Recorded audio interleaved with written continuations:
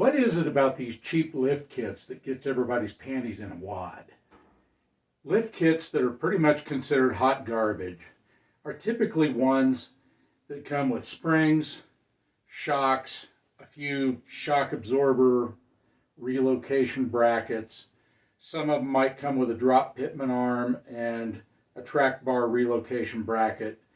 And these kits are primarily designed for the young guy who just got his first Jeep and he wants to be cool and lift it and put big old tires on it. And they're just not aware of the shortcomings of these inexpensive kits and how they adversely affect your suspension geometry and your steering. Because let's face it, these companies that are producing these lift kits that are this hot garbage, they only care about one thing, and that is getting in your pocket. Yes, they want your money. They're not really concerned about how it adversely affects your Jeep. Let's go over some of these things. Let's start out with how lift adversely affects your suspension geometry. As you can see from the diagram here, this is just a crude drawing. I've got your track bar, which is what keeps your axle centered underneath the frame, just crudely drawn in here with its mounting points at the frame and at the axle. Now we're not even talking about your drag link or any of the other suspension at this point. All we're talking about is the centering of the axle underneath the vehicle. Now, as you lift, what's going to happen is it's going to draw that axle to the side. Now this is a greatly exaggerated example, but as you can see, your track bar is a fixed length and it's fixed at a point up here. So as you push this axle down with longer springs and longer shocks, it's going to swing an arc based off of this point, just like a compass. You've got a center point and it pivots around that center point. So effectively, you're going to move your tires to the driver's side, both tires. And as you can see, as you add more lift, you're exaggerating this. Now, is this a completely accurate representation? Yes and no. What I illustrated here would probably be about a 12-inch lift. Not practical in reality, but you get the point. You strike an arc, everything that's attached to this end is going to follow this track bar as it swings downward and move everything to this side. Now, there's another detrimental effect here as well. If you look at the clocking, if you look at these pivot points as a face of a clock, 12 o'clock, 3 o'clock, 6 o'clock, 9 o'clock, you'll see that what you do is you actually move this point farther away from 3 o'clock and 9 o'clock and move it down to more like 7 o'clock and 1:30. Now what this does, if you think about your up-down travel and you look, portion of this arc that your rod is traveling, if you're in this area, as your wheel moves up and down with terrain, what's going to happen is you're going to be using this arc from here to here, creating a little bit of motion this way, a little bit of motion back this way. There it's writing. Okay, so as you move upward, the motion is going to be this way. As you move downward, the motion is going to be this way. And you can see that this travel area is very small. Now, what happens as you rotate that away from here and you get into this, your direction of travel is affected. Okay, most of your travel as you go upward is going to be only in this direction, and it's going to be greatly exaggerated because it's going to push harder through this crown of this arc. Up here it's going to draw this way, but it's going to be greatly exaggerated here because you're going to have both of these circles pushing this way. So it's going to create some bump steer. As you increase the angle of the track bar, you're also, in addition to moving the wheels to the driver's side on the front and to the passenger side on the back, creating dog tracking, you're going to also create additional push or bump steer because of the steepness of the angle of the track bar. Some old timers call it a panhard bar. As you move farther away from parallel with your track bar, think of these attachment points as points on the face of a clock. You've got a clock. You've got a center point on that clock, and this is not a digital clock, this is a mechanical clock that the hands move around in a circle. So you've got two attachment points. You've got your frame and you've got your axle. If they're close to parallel, as your tires move up and down with the terrain, if you're close to parallel, you can see that if you move this up here, if your arc is this way, you can see that as you move up or down, it's slightly going to push the axle that way in the direction of the arc. Now, what happens if you move that even farther down?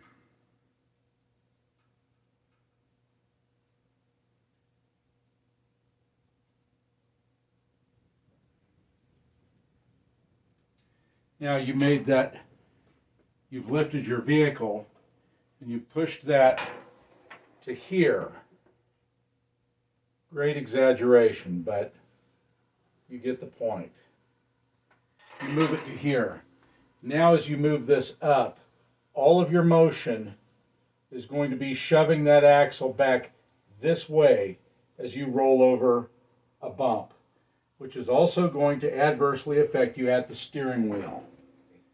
Now, for every action, there's an equal and opposite reaction. So as this is trying to push the axle that way, it's also going to create an adverse reaction in your steering wheel. And this is one form of bump steer. And there are a couple different ways that bump steer can be induced. This is just one. So how do you get away from that push that's created by the steepness of the track bar, or the panhard bar? Well, there's a couple of ways that can be done. You can do that with a relocation bracket that's going to move this attachment point down here and move the attachment point up here, moving that closer to parallel, but you also sacrifice some travel, because usually what those will do will get you to the point where you still have to limit your spring travel, otherwise they're going to start making contact. There's another option, which is an offset track bar, which would be a track bar that is closer to parallel, but then has an offset in it, moving this closer to the 9 o'clock and 3 o'clock position artificially by creating a situation like this. Also not ideal, but probably the better of the two. Now granted, this is a great exaggeration. It's never going to be an S shape like that. It's going to be a slight offset, like so. But that's one of the ways to get around that. Also, it should be adjustable on one end, because the more you lift, of course, the more you need to push this back over in order to keep your axle centered under the vehicle. Another thing that these hot garbage lift kits don't address is keeping your track bar and your drag link, which connects your pitman arm to your steering knuckle, close to the same angle. Because if you spread those angles out and get them too far apart, you can also, there again, induce bump steer. So those need to be as close to parallel to each other as possible. Now you see with a situation like this, you're going to have to do either a drop pitman arm or something to get that down to keep it close to the same angle as your track bar. Now there are kits out there such as the TerraFlex that actually moves all of your steering up on the axle. And they do this by way of a replacement knuckle, which actually moves your attachment point of your track bar up to a point somewhere about here. And then it also replaces your drag link and eliminates all of the funky steering in the CJs, or I'm sorry, in the TJs, with a connected, basically you now have dropped from a whole bunch of different components to basically two, from the pitman arm to the knuckle, from the knuckle to the knuckle. And when combined with an offset track bar or panhard bar, keeps your steering pretty much parallel. But you've also stepped up into a much, much more expensive kit that doesn't fall into that hot garbage category. And if you really want to get away from bump steer, separate all of your steering. Do a full hydro steer and a triangulated 4-link or 3-link, which would attach here, and our control arms would go out at an angle and out at an angle, forming, in essence, two triangles, because a triangle is a self-supporting structure. And at that point, you've eliminated any movement of the axle from side to side. But there again, no Buck Rogers. Let's look at some of the other ways that these hot garbage kits adversely affects your suspension on your Jeep. Especially with the short arm kits where nothing is addressed. You still use your stock control arms. One thing that's very prominent, the higher you lift it, you actually shrink the wheelbase of your Jeep. Here again, it's that radius thing, that dreaded radius that you cannot escape. Yes, you hated geometry in high school. Now it's coming back to haunt you because here it is, it's in your face. Now, on a stock TJ, and you'll have to excuse the crudity of the drawing. I know it kind of looks like that truck that all kids draw when they're like 4 years old. But you've got an attachment point for your control arm here up front and here in the back. Okay, and that's a fixed point. There again, you've got a fixed length arm that has to swing a radius based on this point. So as this swings, it's going to rotate. Same with this one. As it swings, it's going to rotate from this point. And as you can see, from here to here, and this is a great exaggeration, but from here to here, you've actually shrunk your wheelbase. On a short arm kit that doesn't address the arm length, you can actually reduce your wheelbase by as much as 4 inches, just based on the math. That fixed length of the arm, and if you push the wheel down 6 inches, you're going to move at least 2 inches this way and at least 2 inches this way, shrinking your wheelbase by 4 inches. How do you get around this? Long arms, which would attach up here and back here. There again, you've moved out of the realm of the hot garbage lift kits into something much more expensive and much more complicated to put in. The other adverse effect, as you see, if your wheel moves forward, you've got a spring perch and a shock mount. Okay, your springs are going to be up here. Your shock mount on a TJ is going to be clear back here. And that shock absorber lays at an angle. Do down here. And it attaches to the axle down here. That's your shock tube there. Up front, you've got a spring that's straight up, and you've got a shock that's straight up.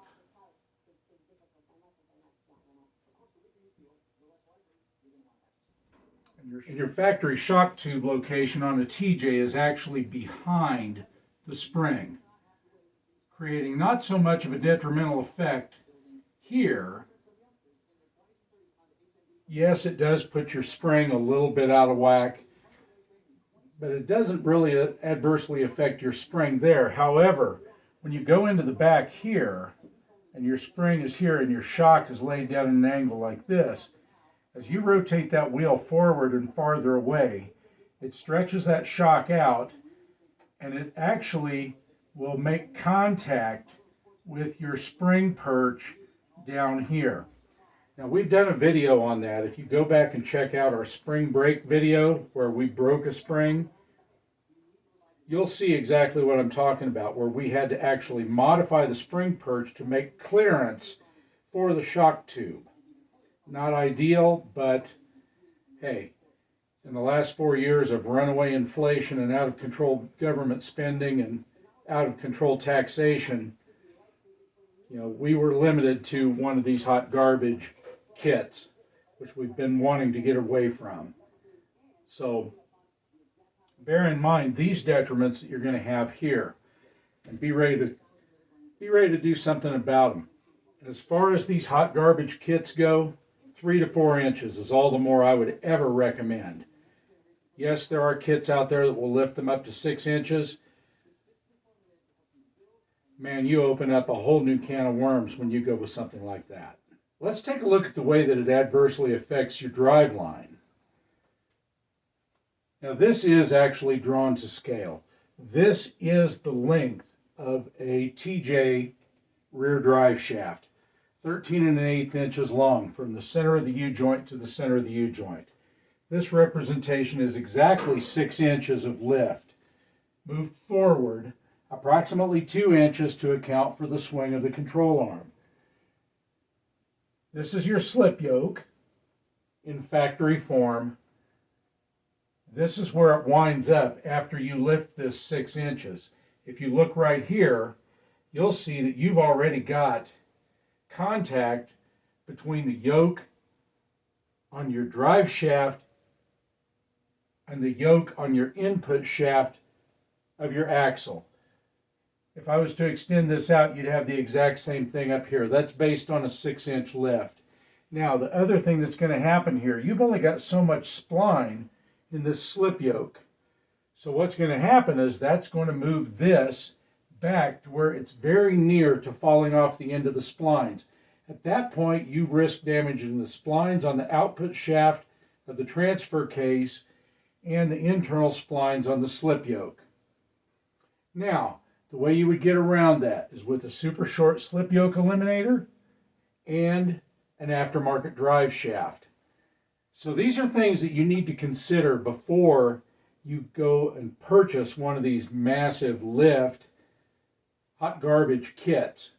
Because let me tell you, math doesn't lie and math doesn't care about your feelings. Okay, these are the facts. These are based on math. So if you lift this 6 inches, you may get away with it for a very short while, but this is not going to live. A 4-inch, maybe. 3-inch, yeah. When we purchased ours, it had a 3-inch BDS, broke down suspension, hot garbage lift already on it. And it was running a stock drive shaft. When we put the V8 in, we had to lift the body and the engine and transmission 3 inches for clearance for the front axle so that the panhard bar didn't make contact with the harmonic balancer. So we put ourselves into that 6-inch lift realm, and let me tell you, it did not clear.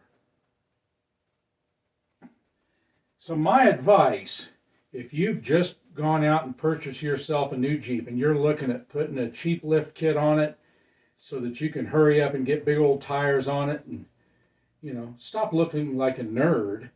So if you're considering one of these hot garbage kits, my advice to you, save your money. Keep saving money until you've got enough for a lift kit that actually addresses all of the issues, that keeps your axle center under the vehicle, that extends your wheelbase back to factory, that keeps all of your alignment in factory spec, and allows you all kinds of articulation. You'll be glad you did.